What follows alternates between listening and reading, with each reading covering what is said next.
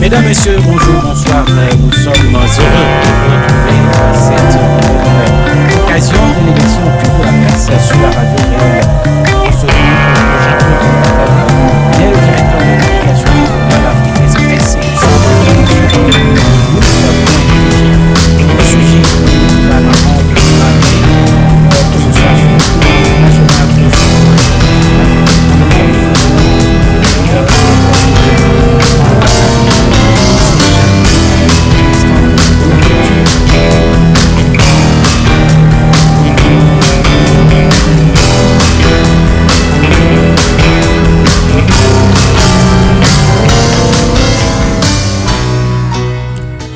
Jean-Claude Bakali, bonjour. Oui, bonjour Jacques, bonjour à la partie technique, bonjour aux auditrices, aux internautes de la radio Réel, bonjour au peuple d'Afrique d'ailleurs, bonjour à mon habituel co-débatteur qui... Edgar voilà, depuis là où il se trouve. Oui, il a quand même eu quelques problèmes de disponibilité. Je pense que de là où il nous écoute et c'est le moment d'amorcer les sujets. J'allais commencer par l'actualité au Togo. Jean-Claude, tu sais qu'au Togo, l'actualité est animée par, sur le plan éducatif, j'allais dire, par ce résultat qui est connu au niveau des apprenants du BPC dont les résultats sont, le taux de réussite est passé en deçà de 50%. On parle en tout cas, je vais revenir sur les détails, mais c'est quand même une situation qui suscite beaucoup de débats, que ce soit sur la toile, que ce soit au sein de la presse. Les avis divergent et pour certains, c'est surtout les congés de détente qui ont été initiés par le ministère en charge de l'éducation secondaire, primaire et secondaire. Pour d'autres, c'est tout simplement le visage de l'éducation, le visage de ce qui est produit au niveau des apprenants du secondaire ou du primaire. Et pour d'autres encore, la responsabilité devrait être endossée par les parents et surtout le système APC, approche par compétence, qui est également qui fait partie des réformes qui est introduite par le gouvernement. Alors, quelle analyse faites-vous de cette situation? D'abord, d'entrée de jeu, c'est regrettable. On aurait souhaité avoir un taux de réussite beaucoup plus élevé. Maintenant, ce n'est pas le cas. Mais également, ce n'est pas aussi alarmant que ça. Puisque ce n'est pas la première fois dans l'histoire du Togo de connaître un taux de réussite qui tourne autour de 43%. Nous avons connu des BPC où le taux de réussite ont tourné autour de 21%, autour de 25%, 30%, 32%. Je crois que notre année, le taux de réussite avait tourné autour de 32%. Mais il n'y avait pas eu de scandale à l'époque. Pourquoi cette fois-ci il y a péril en la demeure? Parce peut-être on a eu ces derniers temps, on était habitué d'avoir un taux de réussite de 80%. Non, je crois que c'est en fonction du travail fourni par les élèves que le taux est soit élevé ou soit bas. Maintenant, cette année, peut-être les enfants n'ont pas suffisamment bien travaillé ou peut-être ils n'ont pas bien compris les sujets auxquels ils ont été soumis. Bon, ça arrive. Il arrive que parfois un candidat ou des candidats passent à côté du sujet, non pas parce qu'ils n'ont pas maîtrisé le cours, mais parce qu'ils ont mal compris peut-être le sujet. Maintenant, mettre cela sur la responsabilité du système APC, je crois que non, parce que les sujets sont composés en fonction du système APC. Donc, personnellement, je ne crois pas que ça soit le véritable problème. Mais moi, je mettrais, ou encore sur l'histoire de congé de détente, je m'inscris en faux. Je crois fondamentalement que les raisons, on peut trouver peut-être les raisons au niveau de la montée en puissance des réseaux sociaux, au niveau de l'utilisation des réseaux sociaux, au niveau de ces jeunes élèves-là. Quand vous prenez aujourd'hui, la plupart des enfants sont imbibés dans l'utilisation des réseaux sociaux. Et je crois que le véritable problème, peut-être, s'il y en a, ça ne peut qu'être ce côté-là. Mmh. En tout cas, pour rappel, comme résultat par rapport au taux, au niveau de la région centrale, il y a eu 21% de réussite, plateau ouest 29, plateau est 31, Savane 31, Maritime 37, Cara 39, Grand Lomé 66. Également, il faut aussi voir cette, je sais pas, analyser un peu, comparer ces taux pour dire qu'à l'intérieur, il y a eu vraiment une baisse par rapport aux résultats. Oui, si vous scrutez de très bien, vous verrez peut-être que le taux de réussite du Grand Lomé a été favorisé beaucoup plus par les écoles privées. Et vous savez qu'au niveau des écoles privées, il n'y a pas, on ne fait pas souvent de cadeaux à ce niveau. Il y a des écoles qui continuent par utiliser la carotte et le bâton aussi. Mm-hmm. Voilà, pour redresser les enfants qui s'amusent un tout petit peu. Donc, également, je mettrai également la situation sur le dos du fait qu'aujourd'hui, il y a un certain laisser-aller au niveau de l'enseignement. On interdit l'usage du bâton. Or, parfois, ce sont de très jeunes enfants qui n'arrivent pas à se concentrer. Il faudrait quand même, et la génération actuelle est beaucoup plus vraiment voilà, différente. D'une manière ou d'une autre, les faire peur pour pouvoir, voilà. Mais lorsque vous savez qu'en Afrique, généralement, on s'exécute beaucoup plus lorsqu'il y a un peu de bâton qui s'ensuit. Maintenant que cela n'est pas, bon, je n'encourage pas quand même la violence, hein, mais je crois que parfois, il faut de temps en temps faire recours au bâton pour non pas terroriser les enfants, mais pour essayer de les canaliser. Donc, je disais que quand vous prenez le taux du Grand Lomé, je pense fondamentalement que ce sont les écoles privées qui ont boosté ce tôt-là. Et comme je le disais, il y a beaucoup plus de rigueur aujourd'hui au niveau des écoles privées que, parce que chaque école privée, c'est le directeur de l'école privée, c'est qu'il a besoin du taux pour attirer les potentiels parents à venir vers lui. Une école où on a un mauvais taux de réussite, les gens, vous allez voir l'année suivante, les gens vont quitter ou les gens ne vont pas venir inscrire leurs enfants. Donc, on est beaucoup plus rigoureux au niveau des écoles privées qu'au niveau des écoles publiques. Nous espérons que cela va interpeller les autorités en charge de l'éducation pour essayer de voir véritablement qu'est-ce qui s'est réellement passé, quelles sont les causes de cette chute drastique de taux de réussite pour essayer de corriger le tir. Oui, ce qui est étonnant, c'est que quand vous prenez, pratiquement, c'est les mêmes générations. Quand vous prenez les résultats du bac 1, dit probatoire, il y a eu un taux de 71%. N'est-ce pas? Il y a pas, quand on parle de la génération, c'est les mêmes générations pratiquement. Oui, donc, oui, mais là-bas aussi, il faut aussi observer qu'il y a eu un léger recul du taux de réussite par rapport à l'année passée, parce que l'année passée, le taux de réussite a tourné autour de 80%. Ouais, on en a d'ailleurs débattu voilà, là-dessus. Si cette année on s'est retrouvé avec 11%, ça veut dire qu'il y a eu une petite régression. Maintenant, on attend le résultat du bac 2 pour voir quel sera le taux de réussite à ce niveau pour véritablement juger de l'ensemble, sur l'ensemble de l'année, quel est véritablement le problème qui s'est posé. Mais je crois que les réseaux sociaux jouent un rôle assez important. Mais d'autres me diront que les réseaux sociaux sont beaucoup plus utilisés dans le Grand Lomé, mais je crois qu'aujourd'hui, les réseaux sociaux sont... Et c'est ça le paradoxe. Les réseaux sociaux sont aujourd'hui propagés un peu partout.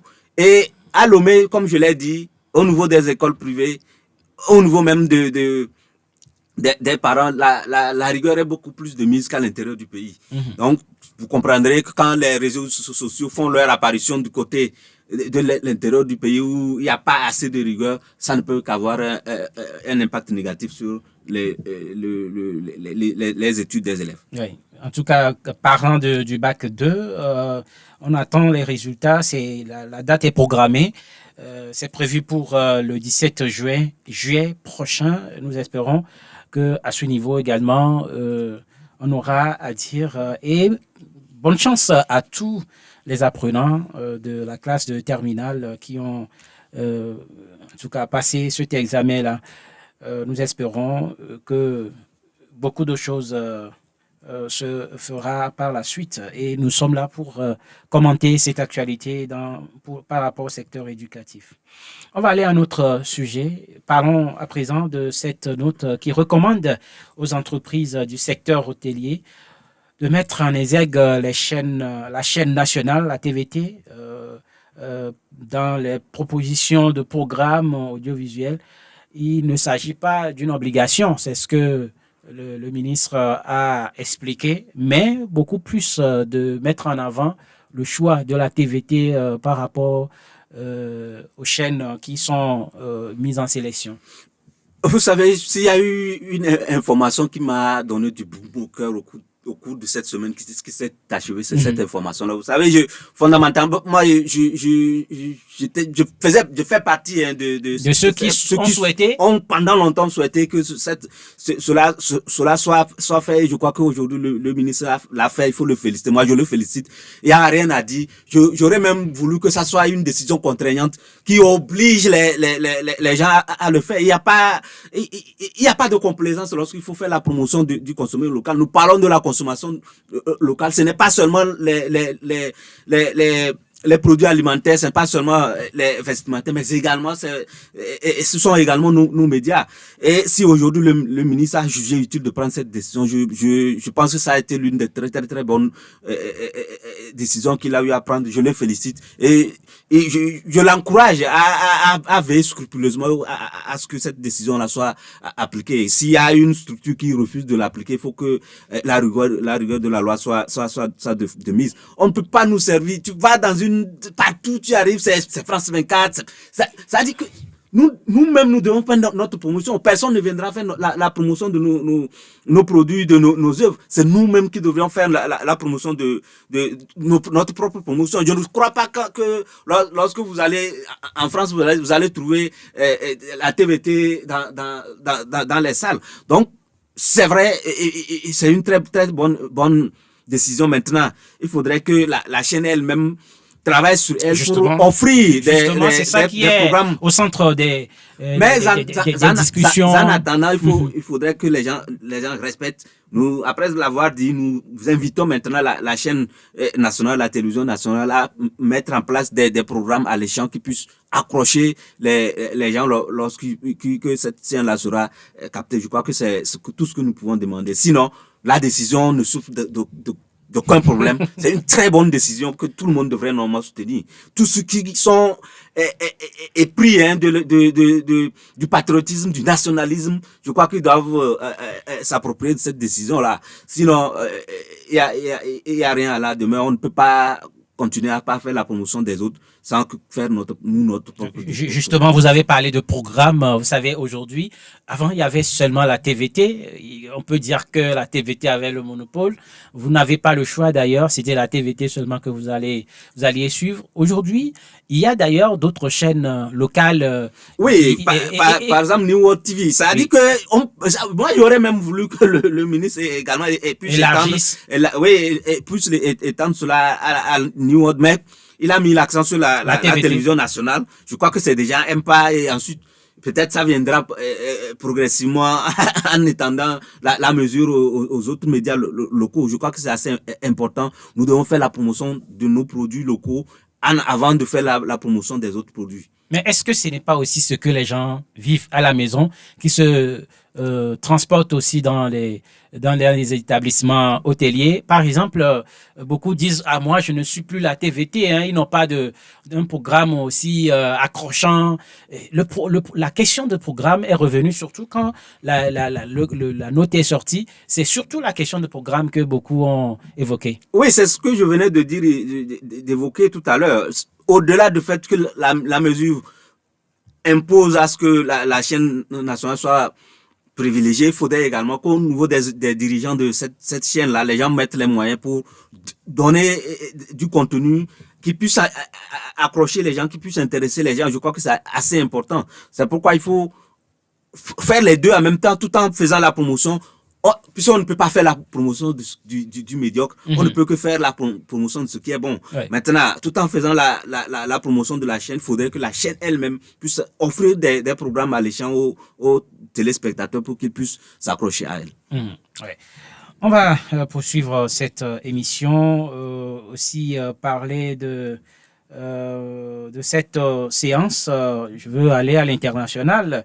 Je veux rester quand même en Afrique en attendant, parler de cette semaine qui vient de s'écouler par rapport à la diplomatie, à la géopolitique.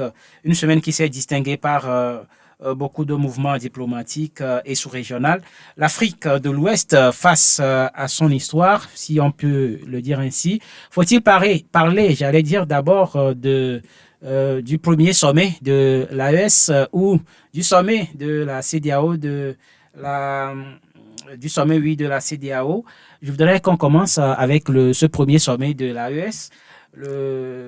Un premier sommet qui semble, si je n'ose exagérer, inédit, tout simplement parce qu'il fallait voir cette foule, il fallait voir cette mobilisation gigantesque qui s'est fait, qu'on a observé tout simplement parce que les populations ont compris que c'était une bonne chose. Ibrahim Traoré était vraiment accueilli au Niger comme je ne sais quel adjectif utiliser. Mais aujourd'hui, est-ce que on peut dire que c'est une réussite pour ces trois pays? Je veux parler du Niger, du Burkina Faso et du Mali. Bien sûr, lorsqu'en septembre, on annonçait la création de l'Alliance des États du Sahel, beaucoup étaient dubitatifs, beaucoup se disaient que c'était juste pour impressionner les uns et les autres. Voilà, mais aujourd'hui, pas à pas, cette alliance est en train véritablement de se mettre en place. Et je crois que cette date, comme l'a dit le président IB, est une date historique. La date du 6 juillet 2024 restera gravée dans les annales de l'histoire de l'AES comme la date fondatrice véritable de l'Alliance des États du Sahel. Donc, je ne peux que féliciter ces chefs d'État là qui sont en train de montrer que, au-delà de tout, il peut y avoir des décisions fortes qu'on peut prendre à un moment donné de l'histoire. Vous savez, pour créer l'Union européenne, ce sont, je crois, 3 pays qui avaient commencé également. Mais aujourd'hui, nous en sommes à 27 pays. Aujourd'hui, il y a 3 pays de l'Afrique du Sahel qui ont décidé de créer cette alliance-là, qui non seulement est une alliance économique, mais également c'est une alliance militaire. Parce qu'aujourd'hui... Là, les thèmes sont clairs. Et bien sûr, aujourd'hui c'est clair. Ce n'est pas comme la CEDEAO, c'est juste une communauté économique. Mais économique après... Aujourd'hui, au niveau de l'AES, c'est une alliance économique et militaire. Qui s'est créée. Ce qu'on n'a peut-être pas réussi à faire du côté de la CEDEAO, on aurait dû le faire depuis qu'aujourd'hui on ne serait pas là à regarder les mains croisées, les terroristes semer du bordel au sein de cette communauté. Maintenant, on va devoir encourager ces chefs d'État là à aller beaucoup plus vite avec la création de la banque qu'ils ont annoncé. Ils ont parlé d'une confédération, n'est-ce pas? Bien sûr, c'est la confédération des États du Sahel qui constituée de ces 3 pays-là. Maintenant, il faut qu'ils créent rapidement la banque centrale qu'ils sont en train de vouloir créer pour véritablement se lancer. Sur ce plan-là, les populations les attendent. Il faudrait qu'ils créent cette monnaie-là qui est tant attendue. Vous avez vu que au lendemain de l'annonce de la création de cette banque, vous avez vu le retournement de situation qu'il y a eu du côté de la CEDEAO où on revient sur la question de l'éco qui était projeté pour 2027. Aujourd'hui, on tend à précipiter la création de l'éco. Vous voyez que quoi qu'on dise, la pression que ces 3 États sont en train de mettre est en train de faire émoule des émules au niveau de la CEDEAO. Donc, je crois qu'il faut qu'ils aillent plus vite en créant cette banque-là et n'est-ce pas, en créant cette monnaie-là pour véritablement asseoir leur indépendance, puisque comme eux-mêmes l'ont dit, comme IB l'a dit, aucun pays au monde ne peut se qualifier d'un pays souverain lorsque sa monnaie est détenue par un autre pays ou lorsque sa monnaie est dictée par un autre pays. Donc, je les invite. Ils ont fait le pas en officialisant la création de l'Alliance des États du Sahel. Nous espérons que la création de la monnaie va suivre. Et puis voilà, cela va peut-être permettre à d'autres pays de la CEDEAO de venir se joindre à cette alliance-là pour avoir une alliance beaucoup plus forte. Oui, parlant de cette possibilité, vous savez que le 65e sommet également s'est tenu et c'est là également on s'indigne de la sortie de ces 3 États de la CEDEAO. Non, quand vous prenez, c'est normal que la CEDEAO s'indigne, s'inquiète parce que quoi qu'on dise, quand vous prenez ces 3 pays, le Niger est le plus grand pays de l'Afrique de l'Ouest, notamment le plus grand pays de l'ex-CEDEAO à laquelle ils appartenaient. Il y a également le Mali qui est là, qui est, je crois, le 2e plus grand pays. Et vous voyez le Burkina Faso. Donc c'est une grande partie de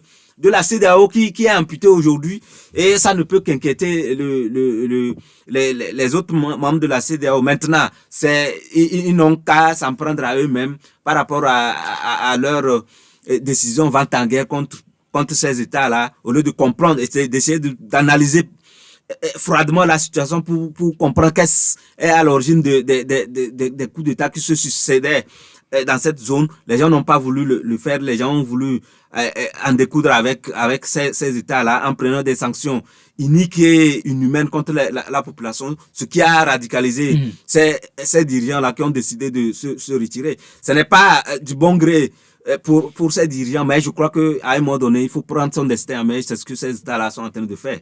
Oui. Alors, lorsqu'on observe aujourd'hui la situation, la CEDEAO n'est pas prêt à laisser, en tout cas, rebousser chemin par rapport à l'appel qui est lancé à ces 3 États.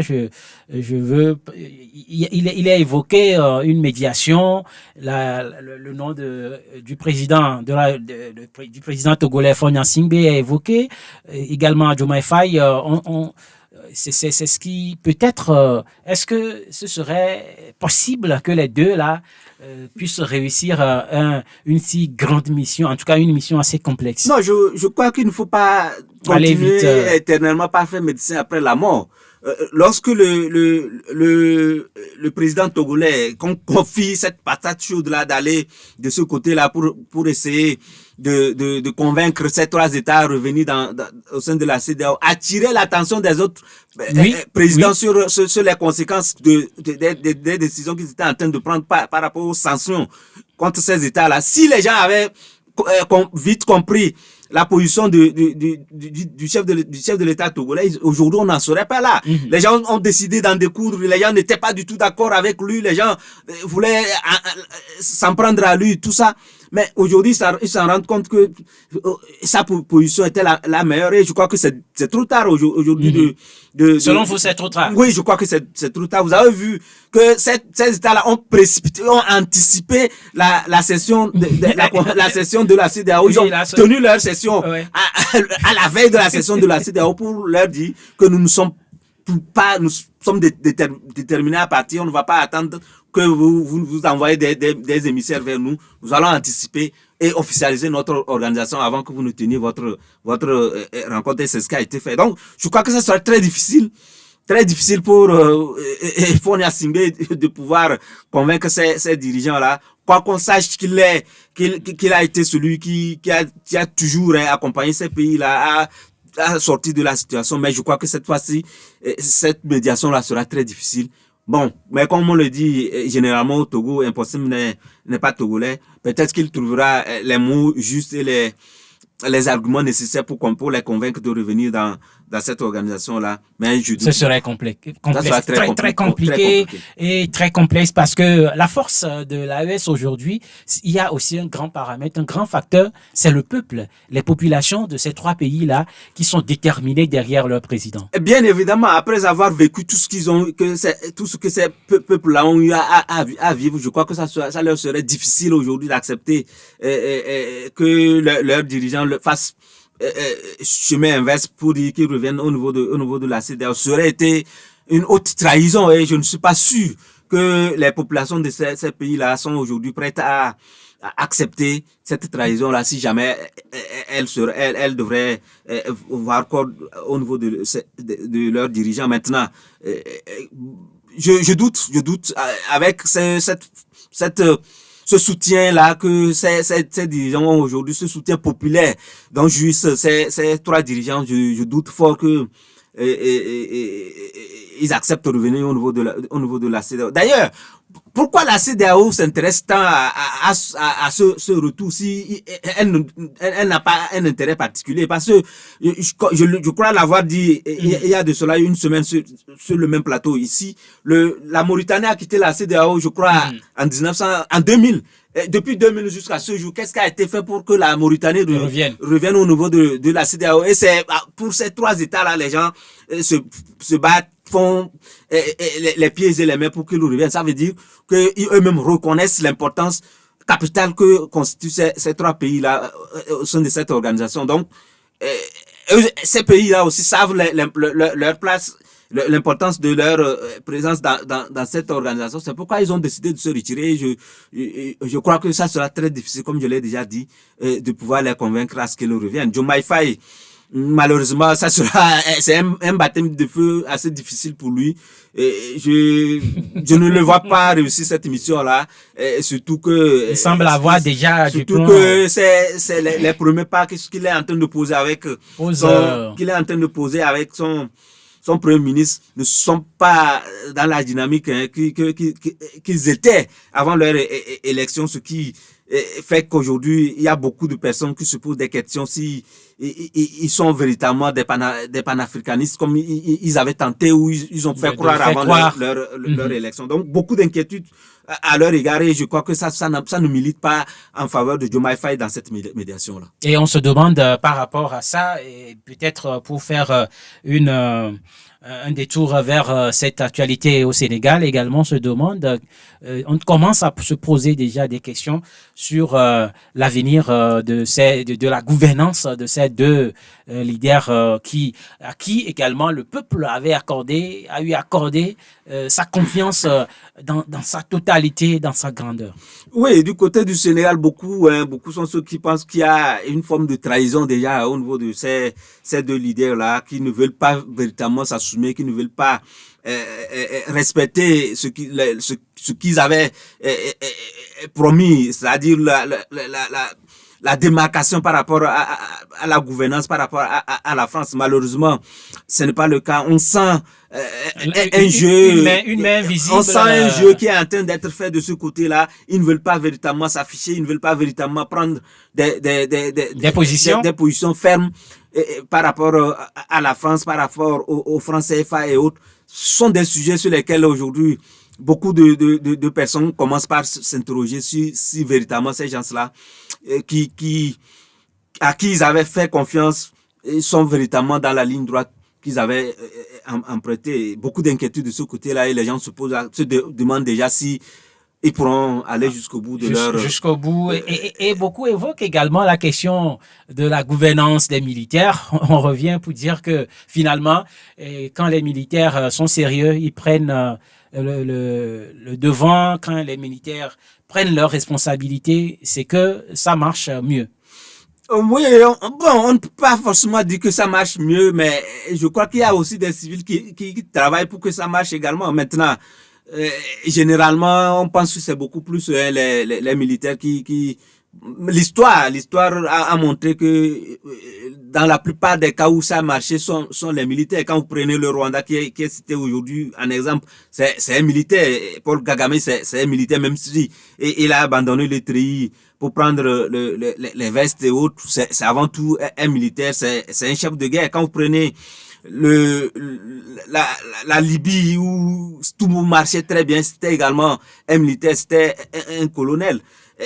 Quand vous prenez dans beaucoup de pays, ce sont les militaires qui sont en train, qui ont pu, quand vous prenez même la France, pour véritablement booster, pour faire de la France ce qu'elle est aujourd'hui, c'est le général de Gaulle. C'était également un militaire. Donc, la plupart du temps, les militaires le Ghana à côté, quand vous prenez le Ghana, c'est aussi le capitaine John Jerry Rawlings qui a posé les bases de la démocratie et du développement de ce pays-là. Donc, la plupart du temps, l'histoire montre que les militaires, c'est vrai que quoi qu'ils soient beaucoup plus un peu qualifiés de dictateurs, sont ces militaires-là qui ont souvent réussi à poser les bases du développement de beaucoup de pays dans le monde. Oui, entre-temps, on a parlé également de visas qui seraient imposés aux pays de l'AES. En tout cas, il n'y a pas eu de confirmation. Non, je crois que cette information a été démentie,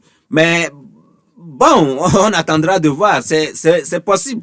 Et je crois que les dirigeants des pays de l'Alliance du Sahel sont conscients de cette situation, que ça peut arriver qu'on impose qu'on impose le visa. Et si le visa est imposé aux ressortissants de l'Alliance du Sahel, c'est qu'également en retour, il y a également la réciprocité. Ça veut dire que pour les autres pays de la CEDEAO qui devront aller au niveau de l'Alliance, le visa sera également exigé. Donc, heureusement que l'information a été démentie au niveau de la CEDEAO. Oui. Nous espérons que nous n'arriverons pas à ce niveau-là.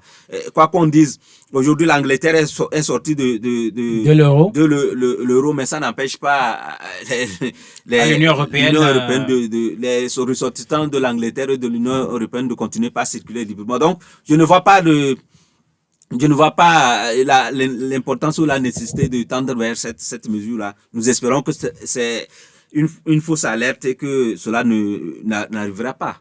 Ouais, en tout cas, on attend, on suivra les événements. On va aller en France. Jean-Claude, on le disait la dernière fois, on n'a pas eu le temps d'en parler, mais à voir, c'est-à-dire à observer ce qui était comme résultat par rapport aux anticipés, aux législatives anticipées. Au premier tour, merci, au premier tour des élections anticipées, c'est ça. On n'allait pas croire qu'on serait ici avec le nouveau Front populaire qui sort avec déjà les tendances. On n'a pas encore donné les résultats définitifs, mais avec les tendances, le nouveau Front populaire sort déjà vainqueur avec plus de sièges. On parle de 170 sièges à 182 entre les deux. Il n'y a pas encore eu de confirmation. Et puis, par rapport à cette situation, on se demande qu'est-ce que les Français veulent exactement pour leur pays par rapport à la gouvernance de la France. Non, vous savez qu'il y a un levé de bouclier une levée de bouclier contre le RN. Et depuis le premier tour de ces élections-là, tout le monde s'est ligué contre... Même Mbappé, on a fait Mbappé également rentrer dans la danse. Contre cette formation politique, on appelle là ce qu'on ne vote pas. Vous savez, moi... Et ça se répète, au fait. C'est ce qui s'est passé lors des élections présidentielles. Je ne suis pas surpris. Mais... j'essaie tout simplement de transposer la situation au niveau de l'Afrique. Vous imaginez un seul instant si c'était en Afrique, on allait crier aux fraudes, on allait crier à tout que l'autre partie était largement en tête. Comment ça s'est fait? Puis il y a eu retournement de situation, il y a eu bourrage, il y a eu fraude. C'est pourquoi, sinon comment... Vous voyez aujourd'hui que le parti de Marine Le Pen qui était largement en tête se retrouve troisième. Lors du premier tour. Et avec les sondages. Le parti était largement en tête. Mais aujourd'hui, le parti se retrouve troisième derrière. Même pas deuxième, troisième. Troisième derrière Ensemble qui était même légué loin derrière. Comment vous l'expliquez? Et je dis, si c'était en Afrique aujourd'hui, on serait là à créer aux fraudes, à créer au bourrage des urnes et autres. Mais comme c'est en France, ça passe de commentaires, on s'en accommode. Donc, voilà, je crois que ça doit beaucoup plus interpeller les Africains à comprendre que parfois la démocratie, c'est la loi du plus fort. La loi du plus fort où les analyses se font en fonction des intérêts des uns et des autres. Les Africains doivent comprendre aujourd'hui que ce n'est pas parce que l'autre a perdu que forcément c'est lié aux fraudes ou c'est lié au bourrage des urnes. Parfois, la population peut décider autrement. Et c'est ce que j'estime que c'est ce qui a été. Je ne suis pas en train de dire qu'il y a eu bourrage d'une ou il y a eu fraude au niveau de la France, mais j'estime que les Français, à un moment donné, ont décidé de ne pas permettre à la formation de Marine Le Pen d'être majoritaire au niveau du Parlement français, et les Français ont décidé de voter contre elle. Et cela devrait servir de jurisprudence également en Afrique. Lorsque un parti, les sondages donnent un parti largement majoritaire et que au finish, ce parti-là ne gagne pas, qu'on ne dise pas qu'il y a eu des fraudes ou qu'il y a eu bourrage d'urnes. C'est la leçon que moi je c'est peut-être une première élection. Moi je dirais que c'est la première la première leçon, j'allais dire. J'invite les Africains à faire de même pour éviter les trucs qu'on a souvent constatés après les élections, pour dire que non, moi je devais gagner, c'est moi qui suis beaucoup plus populaire, c'est moi qui était largement en tête, et voilà, il faut qu'on arrête et qu'on se soumette à la loi issue des résultats des urnes. Mais là, il faut aussi peut-être analyser davantage, parce que on a vu, même lors des élections présidentielles, les gens appelaient pour ne pas voter Marine Le Pen. Et aujourd'hui, c'est la même chose pour les législatives. Et c'est étonnant que juste après que Emmanuel Macron soit élu président, que les mêmes Français sortent pour dénigrer, pour critiquer. Oui, à ce niveau, en fait, oui, les Français ne sont pas encore prêts à accepter l'idéologie de Marine Le Pen. On a vu également. Donc, oui, sur ce plan, les Français sont prêts à. Vous avez vu que même ensemble a appelé à voter pour les candidats du nouveau Front National. Mm-hmm. Bien que, bon, ce n'est pas vraiment ça, mais pour faire barrage à Marine Le Pen, ils ont appelé à ce que là où, d'ailleurs même ils ont désisté là où ils se trouvaient troisième par rapport, et que le parti les candidats de Marine Le Pen sont premiers et que le nouveau Front National est deuxième. Le parti ensemble s'est retiré et a demandé à ce qu'on vote pour le nouveau Front National. Donc, tous contre Marine Le Pen. C'est en fait le slogan qui a été utilisé du côté de la France. Ça veut dire que les Français ne sont pas encore prêts à accepter l'idéologie de Marine Le Pen. Et donc, tout le monde se lie contre ce parti-là.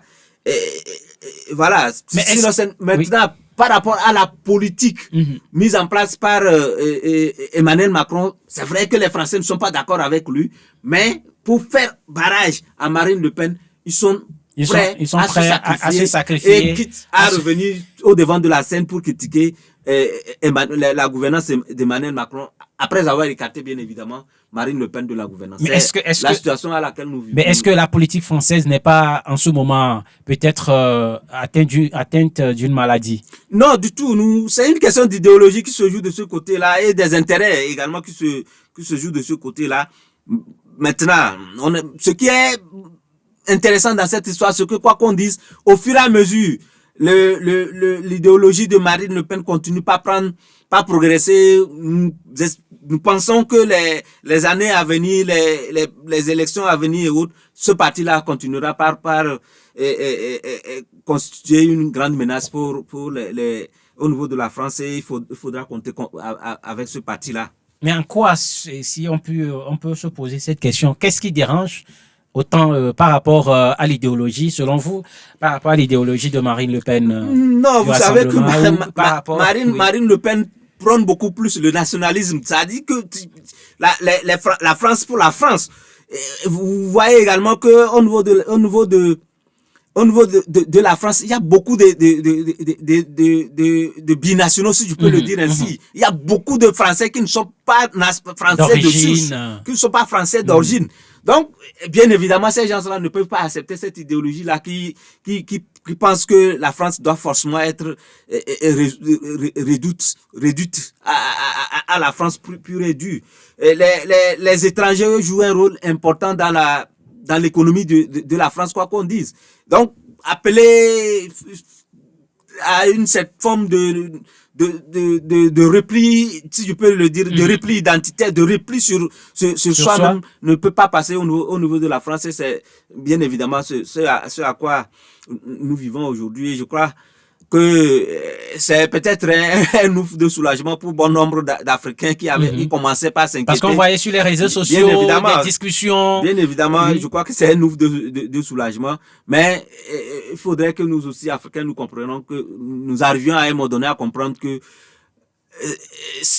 notre place, c'est aussi en Afrique, appeler les dirigeants à travailler pour que les Africains ne soient pas beaucoup plus enclins à quitter leur continent pour aller construire les autres pays, les autres continents, mais à rester sur place sur leur continent en ayant espoir qu'ils auront les moyens, qu'ils auront tous les éléments nécessaires qui leur permettront de vivre dans la dignité, de vivre heureux dans leur pays, sur leur continent. Je crois que c'est beaucoup plus c'est ce que nous pouvons souhaiter que de souhaiter à ce que Marine Le Pen ne prenne pas le pouvoir pour qu'on puisse aller rester en France et autres. Qu'un leader ne soit pas élu parce qu'on veut rester en France, parce que nos compatriotes sont là-bas. Voilà, c'est nos médecins qui ont été formés ici, qui sont là-bas. Bon, maintenant, on te dira que pas forcément, qui sont allés préparer peut-être leur thèse là-bas, leur spécialité là-bas. Donc, voilà, donc, on n'a pas eu les moyens nécessaires pour les former. C'est pour ça qu'ils sont allés servir le pays qui les a formés. Mais je crois que le patriotisme et le nationalisme doit nous interpeller à ce que nous restions pour contribuer au développement de notre continent, au développement de nos différents pays. Oui, il faut créer des conditions nécessaires et favorables en Afrique pour permettre cette situation-là. Mais Jean-Claude, tu sais que tout n'est pas, en tout cas, c'est pas encore fini, hein. Il faut aussi entrevoir les coalitions possibles. Non, quand vous prenez le nouveau Front National qui tourne déjà autour de 79, 80, 82, quand vous prenez ensemble qui est autour de 179, 182, quand vous prenez ensemble qui tourne autour de 156, et que le RN et ses alliés sont autour de 143, vous voyez que bien évidemment l'alliance se fera entre le nouveau Front populaire et ensemble, et bien évidemment quelles que soient les coalitions qui vont se faire autour du parti de Marine Le Pen, ils ne pourront pas avoir la majorité absolue. En tout cas, la France aura toujours à nous présenter des situations, parce que là, c'est quand même une situation qui est, même si on voit que c'est normal, qui est parfois quand on analyse, on ne peut pas croire que Emmanuel Macron et le nouveau, comment on l'appelle, et son parti viendraient en tête. Aujourd'hui, c'est une autre... oui, c'est aussi ça la loi la loi des unes. Les unes ont décidé autrement et je crois que les Français vont s'aligner. Et c'est à cela j'invite également les Africains, lorsque les résultats que les Africains se soumettent aux résultats issus des urnes. C'est assez important qu'on ne soit pas là toujours à dire que non, c'est pas ce que devrait sortir des urnes. Le résultat issu des urnes, c'est ça le vrai résultat, et nous devons nous en accommoder lorsque c'est fait. On va parler de l'Euro 2024. Cette fois, Mbappé, quand il appelait à voter contre Marine Le Pen, je me disais que si seulement, en tout cas c'est peut-être personnellement, je le disais, personnellement c'est mon avis personnel, je me posais la question s'il allait rater en tout cas un but, ou je ne sais pas s'il allait mal jouer, si la France perdait. Est-ce qu'on ne mettrait pas ça aussi à son passif? Voilà, la France a gagné, la France passe en demi-finale, et c'est quand même à féliciter, avec les autres pays qui également ont montré. En tout cas, c'est un football de qualité qui a été produit au cours jusque-là par rapport à cette compétition. Oui, jusque-là, on peut s'en féliciter que ces joueurs-là sont en train de nous régaler avec un bon football, un football chatoyant qui nous donne beaucoup de plaisir. Maintenant, vous avez parlé de la France qui s'est qualifiée. Vous avez vu les conditions. Voilà, c'est aussi ça la France. Vous l'avez dit difficilement? Oui, la France s'est toujours qualifiée difficilement. Vous savez que officiellement la France a marqué un seul but sur penalty par Kylian Mbappé. Les autres buts, ce sont les buts contre son camp, 0-0, tir au but, et il se qualifie. Donc, jusqu'à date, le vrai but marqué par la France, c'est un seul but qu'ils ont marqué, et ils sont aujourd'hui en demi-finale. Donc, oui, c'est aussi ça. Ça a été également la même chose en 2018 lors de la Coupe du Monde. Difficilement, ils arrivaient à glaner les victoires et voilà, en demi-finale, ils ont fait une belle prestation en finale également et voilà, ils ont pris la coupe. Donc, c'est la même chose en 2022 lors de la Coupe du Monde, petitement et voilà, et clopin, ils avaient fini par atteindre la finale pour malheureusement perdre face à l'Argentine. Et aujourd'hui, ils ont réussi à se hisser en demi-finale, mais je crois que ça sera une demi-finale très difficile face à une très très très bonne équipe espagnole et ça sera très difficile. Malin sera celui qui sera celle des deux équipes qui pourra se qualifier pour la finale. Mais comme je l'ai déjà dit, la France a toujours joué avec ces scénarios bizarres, avec la chance, ils arrivent à se frayer le chemin. Mais ça sera difficile face à une équipe espagnole très joueuse qui a réussi à éliminer l'Allemagne devant son public à la toute dernière minute, à la 119e minute sur ce coup de tête rageur qui a pris de coup le gardien de but Neuer qui est considéré comme l'un des meilleurs gardiens au monde, mais malheureusement il n'a pas réussi à empêcher cette tête-là de terminer dans sa lucarne. Ça sera difficile pour la France face à cette équipe espagnole, mais comme je l'ai déjà dit, malin sera celui qui saura dire qui de l'Espagne ou de la France ira en finale. Mais je crois que ça sera cette demi-finale-là sera pour moi la vraie finale de cette compétition-là. Maintenant, de l'autre côté, il y a cette équipe anglaise qui s'est également qualifiée. C'était également au tir oui, également au tir au but. Cette équipe a réussi à tirer son maillon de feu et aura affronté une très belle équipe hollandaise. Ça sera du 50-50, mais je crois que l'Angleterre jouera une deuxième finale consécutive. Vous savez que lors du dernier Euro, l'Angleterre avait joué la finale contre l'Italie. L'Italie l'avait gagné au tir au but. Je suis en train de voir cette équipe anglaise en finale. Maintenant, qui sera cette équipe-là qui va l'accompagner? Est-ce la France ou l'Espagne qui les accompagnera pour la finale le 14 juillet prochain? Je crois que le 14 juillet, c'est une date historique pour la France. Et pourquoi pas la France pour jouer cette finale-là ce 14 juillet, peut-être soulever cette coupe-là pour célébrer en toute beauté la fête nationale de France. Nous verrons à l'issue des demi-finales, on verra. Bon, c'est quand même une très très bonne compétition qu'on est en train de voir avec surtout des joueurs africains qui font des merveilles. Vous avez vu Mbalo du côté de la Suisse qui a vraiment montré tout son talent, ébloui de tout son talent cette compétition-là. Il est d'origine camerounaise. Malheureusement, il évolue du côté de la Suisse. Bon, également, quand vous prenez du côté anglais, il y a également beaucoup de Noirs. Vous prenez la France. Bon, la France, c'est l'Afrique, hein. Quoi qu'on dise, c'est l'équipe. Mais la dernière fois, d'ailleurs, quand vous observez le jeu même que la France a produit, c'est surtout lorsque Dembélé est rentré que le jeu a encore changé.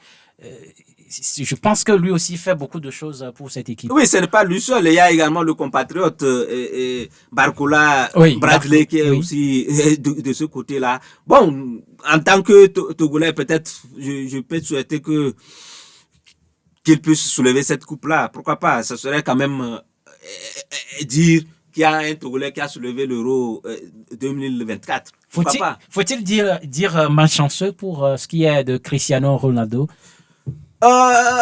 Moi personnellement, c'est une très, très très grande déception de ce côté-là. Cette équipe portugaise a tout le potentiel. Ils ont de très très grands joueurs. Ils ont des joueurs très talentueux, mais malheureusement, ça n'a pas marché. Je ne sais pas véritablement ce qui n'a pas marché de ce côté-là. La plupart des matchs, vous prenez la plupart des matchs, le Portugal domine la plupart des matchs, mais n'arrive pas à scorer. Est-ce que c'est parce que Cristiano Ronaldo n'est pas dans ses beaux jours, il n'a pas réussi à marquer au début, il n'avait pas de bonne balle. C'est-à-dire au début, on a constaté il y a une certaine trop d'individualité de ce côté-là. Et voilà, lorsque il y a trop d'ego, lorsque les gens ne veulent pas travailler pour gagner ensemble, et qui veulent forcément qu'on dise que ce sont eux qui ont porté l'équipe. Voilà, là où ça nous amène. Ils auraient pu véritablement jouer collectif, que peut-être aujourd'hui le Portugal, avec tout ce potentiel-là, serait le en tout cas, ça fait mal le quand super on favori, voit pas le Portugal le aujourd'hui. super favori de cette compétition. Mais malheureusement, ces joueurs-là n'ont pas compris que lorsqu'on joue en équipe, lorsqu'on joue collectif, on gagne ensemble, et ça fait notre honneur. Ils ont voulu se dit qu'il faut des performances individuelles. Je ne vois pas quel est le joueur portugais aujourd'hui qui va penser, va faire des performances individuelles pour atteindre ou dépasser Cristiano Ronaldo aujourd'hui. Quoi qu'on dise, il n'a pas marqué, mais il reste le meilleur buteur de l'histoire de l'Euro. Il reste le joueur qui aura joué le plus de matchs pour le moment en phase finale d'une les records sont inestimables. Il a battu pratiquement tous les records. Donc je crois qu'il fallait jouer collectif comme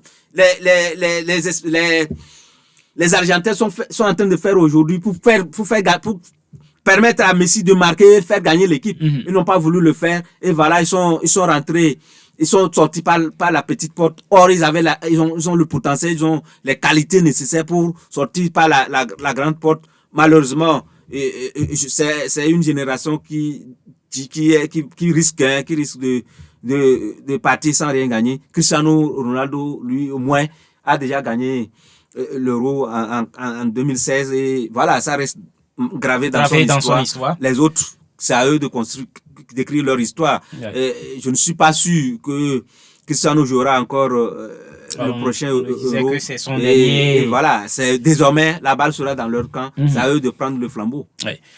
Peut-être revenir au Togo pour clore cette émission, pour parler un peu du football. Jusqu'alors, l'équipe est sans sélectionneur, et il y a beaucoup qui souhaitent, j'allais dire, que le nouveau sélectionneur soit local, soit togolais. Beaucoup de discussions autour des éperviers, autour de l'équipe des éperviers du Togo. Oui, avant de parler des éperviers, vous n'êtes pas sans savoir que Asco de Kara s'est sacré pour la 5e fois consécutive champion du Togo. Oui. Bon, nous les félicitons et nous espérons que pour la prochaine Coupe d'Afrique, ils feront mieux que ce qu'ils ont fait les 4 dernières saisons.